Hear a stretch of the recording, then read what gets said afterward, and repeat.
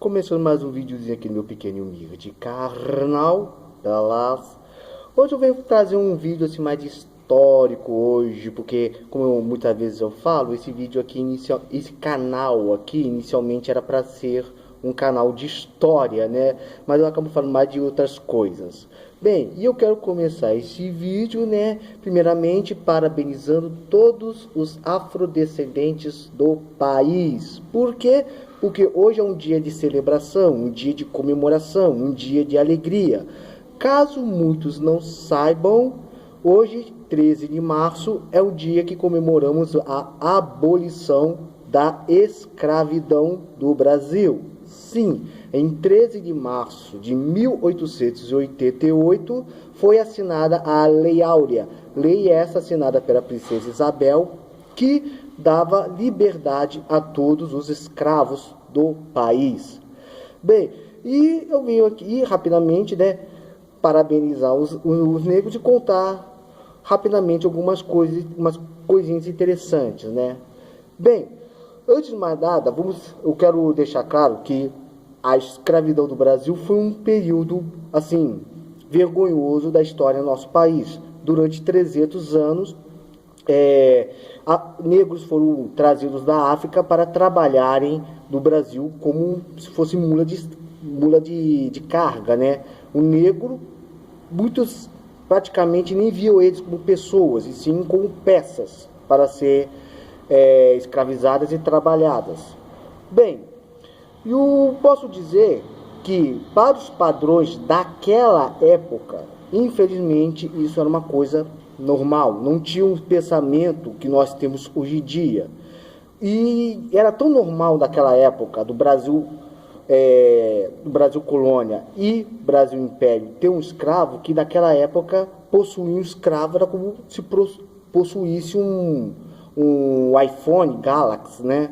Um celular moderno. Então, e nota, muitas vezes quando um negro conseguia assim, a sua alforria e este conseguia prosperar, crescer economicamente, muitos chegavam até mesmo a comprar escravos. Ou seja, na época do Brasil colônia e parte do Brasil império, houve casos de negros que escravizavam outros negros, e eu falo isso a nível de curiosidade.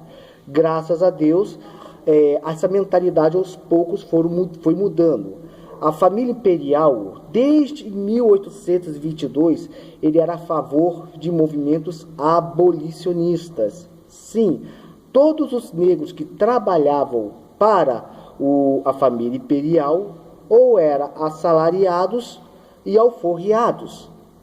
Não existia escravos dentro das propriedades da família imperial. Eles sempre foram a favor da abolição. Tanto que muitas das leis que foram decretadas, Eusébio de Queiroz proibindo o tráfico negreiro, lei do ventre livre, que dava liberdade a todas as crianças nascidas a partir daquela data, lei do sexagenário, que deixava livre todo escravo a partir de 60 anos. Essas leis foram criadas para que, aos poucos, a mentalidade do povo, o povo fosse se desvinculando da escravidão.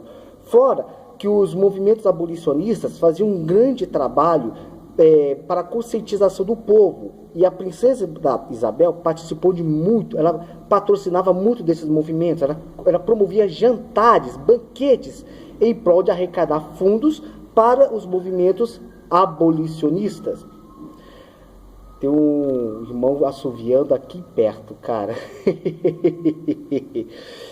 Ou seja, a família imperial sempre foi a favor da abolição da escravidão. Sem mencionar também que houve uma grande campanha de migração para trazer imigrantes europeus da Europa para virem trabalhar no Brasil, para que assim, aos poucos, das fazendas de café espalhado em muitos lugares, o trabalho escravo fosse aos poucos sendo substituído pelo trabalho assalariado. Sem mencionar também que naquela época o Brasil tinha apenas 4 milhões de habitantes para um vasto território imperial que nós tínhamos. Então, não só para a mudança do trabalho escravo para o trabalho assalariado, como também para aumentar a população do Império. Bem, e com isso a população foi aumentando, mudando a sua consciência, até chegar da data 13 de março, aonde a princesa Isabel, naquela época o imperador já estava adoentado, ele não estava no Brasil, estava fora, né, se tratando, e a princesa Isabel, que estava sendo a regente aqui em comando aqui do Império, assinou a Lei Áurea. Bem, com as leis anteriores, que eu mencionei, Eusébio de Queiroz, Ventre Livre e Sexagenário, eu posso dizer que a Lei Áurea não era nem necessária ser assinada, porque com o passar do tempo, a própria escravidão ia deixar de existir. Sim, porque não estava mais nascendo escravo do Brasil. Nascia um negro, já era livre. Os que estavam velhos já estavam sendo libertados. O tráfico negreiro proibido, então era uma questão de tempo. A abolição estava com os dias contados. Então, por que, então, que a princesa Isabel, ela assinou a Lei Áurea? Simples. Primeiro, como eu mencionei, ela era contra a escravidão. A família imperial era contra a escravidão.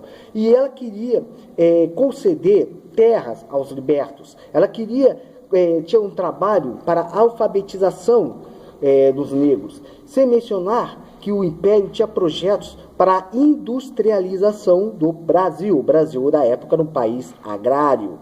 E era muito importante que, para a economia do Brasil, os negros se tornassem logo uma classe assim, economicamente ativa, fossem libertos, livres, e projetos de leis que beneficiassem os negros. Ou seja,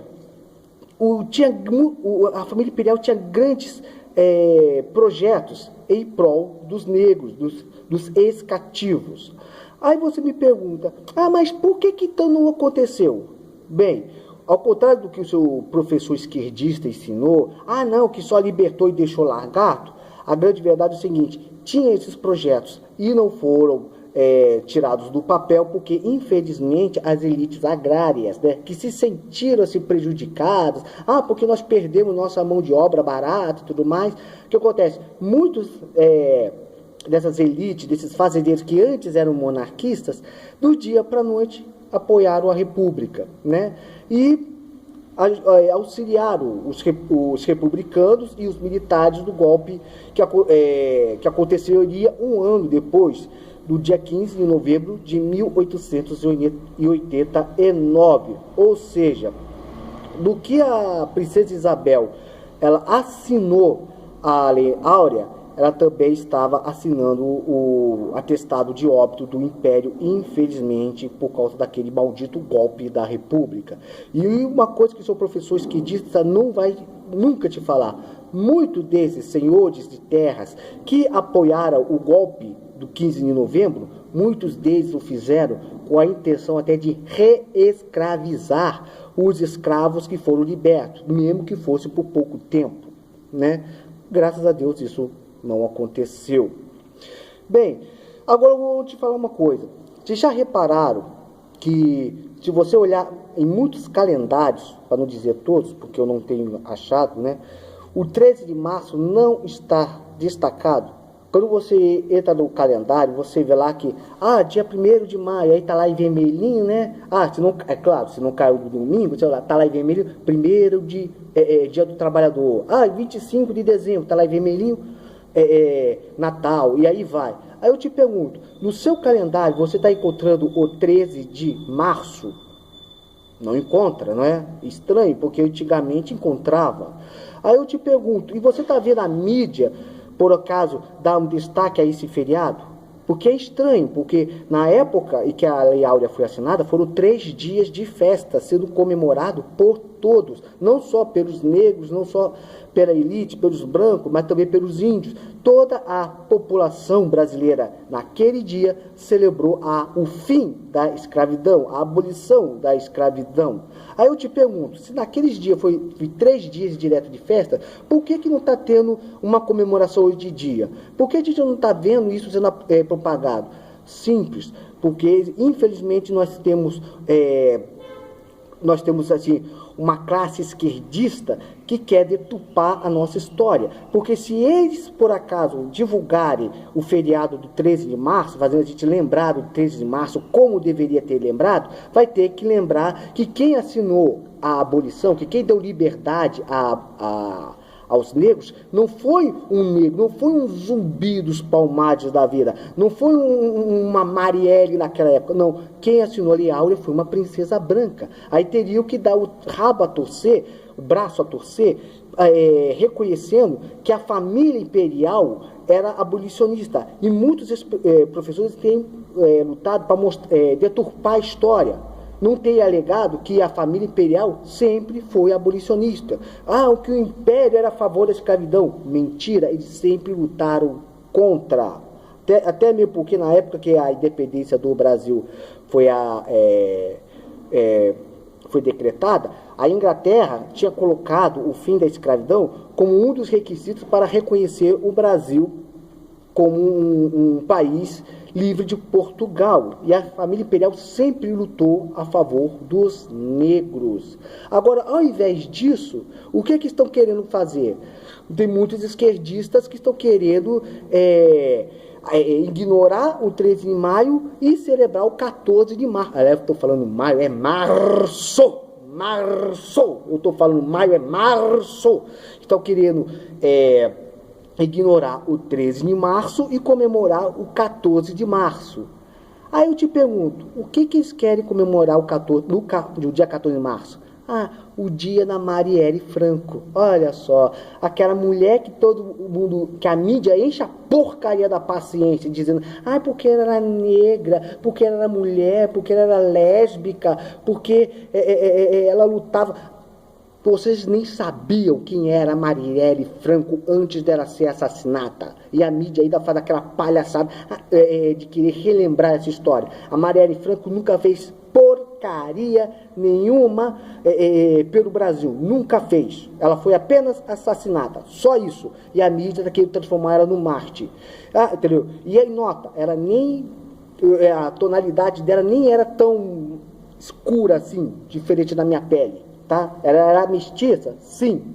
Agora, falar que ela é pissolista, cara. A intenção de comemorar o 14 de março é para suprimir o 13 de março. Agora eu te pergunto, quem para você realmente merece respeito? Uma mulher que toda a mídia enche o saco dizendo que era lésbica, negra, que lutava por isso, que era pobre e tal, e que você só ouviu falar depois que morreu?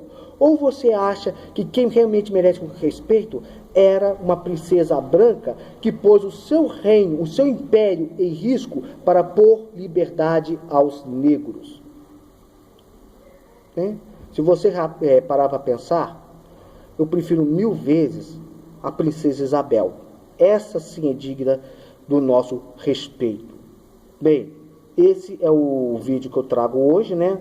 Então, se você é negro, celebre com sua família, relembre, estude a história, relembre esse dia importante para a história do Brasil, que é a abolição da escravidão. Bem, o vídeo já está ficando longo.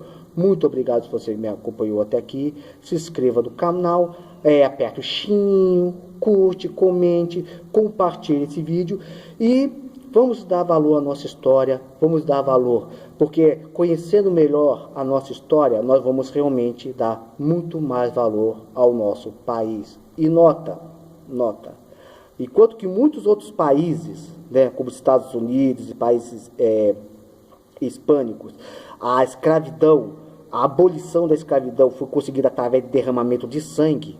Aqui no Brasil, a abolição aconteceu, os negros foram libertos sem derramar uma única gota de sangue. Muito obrigado se você me acompanhou até aqui. Fique na paz. Que Deus te abençoe nesse dia de hoje. Até tchau e fui!